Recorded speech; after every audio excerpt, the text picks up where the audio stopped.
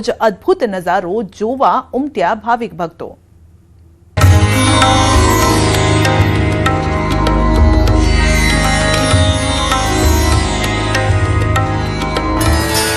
ભાયલીમાં જોવા મળ્યો ચમત્કાર।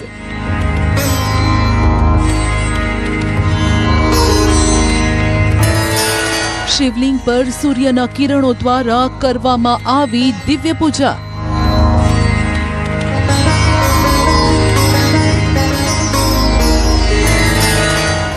જોવા મળ્યો અદ્ભુત ધાર્મિક પરંપરા અને આધુનિક એન્જિનિયરિંગનો સંગમ।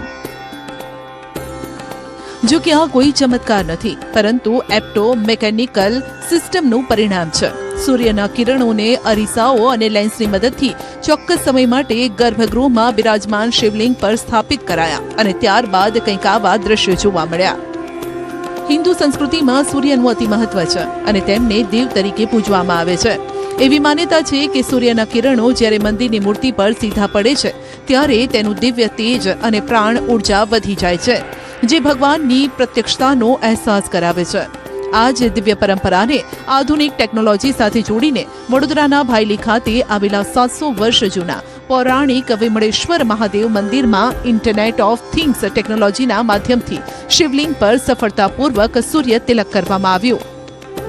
અમારું વિમળેશ્વર મહાદેવ છે, ભાયલી ખાતે આવેલું છે। લગભગ 700થી 750 વર્ષ જૂનું મંદિર, પૌરાણિક મંદિર છે, જેમાં સ્વયંભૂ શિવજીનું શિવલિંગ આવેલું છે।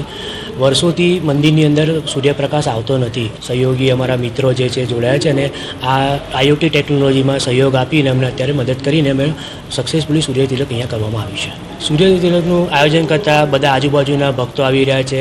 ઇવન વડોદરા શહેરમાંથી ઘણા બધા લોકોને જે મીડિયા માધ્યમથી જાણ થઈ છે, ઘણા લોકોએ લાઈવ જોઈને અત્યારે દર્શન માટે કન્ટિન્યુઅસ પબ્લિક આવી રહી છે, ચાલુ છે।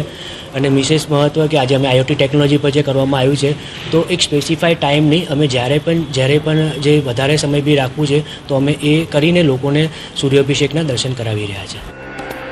આ મંદિરમાં સ્વયંભૂ શિવલિંગ બિરાજમાન છે, પરંતુ મંદિરના ગર્ભગૃહમાં કોઈ પણ જગ્યાએથી કુદરતી રીતે સૂર્યપ્રકાશ પહોંચતો નથી।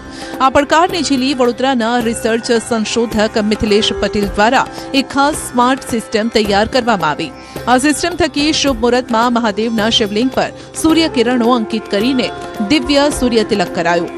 સંશોધક મિથિલેશ પટેલે જણાવ્યું કે આજના યુગમાં ફિઝિક્સ, ઇલેક્ટ્રોનિક્સ, આઈઓટી અને ઓટોમેશન જેવા વિષયોનો ઉપયોગ કરીને અનેક સામાજિક અને આધ્યાત્મિક કાર્યો સરળ બનાવી શકાય છે। ગર્ભગૃહમાં સૂર્યપ્રકાશ પહોંચાડવા માટે તેમણે કંઈક આ રીતની ટેકનોલોજીનો ઉપયોગ કર્યો હતો। ભૌતિક શાસ્ત્રનો સિદ્ધાંત, પ્રકાશના પરાવર્તન નિયમનો ઉપયોગ, હાર્ડવેર, સર્વો મોટર્સ અને માઇક્રો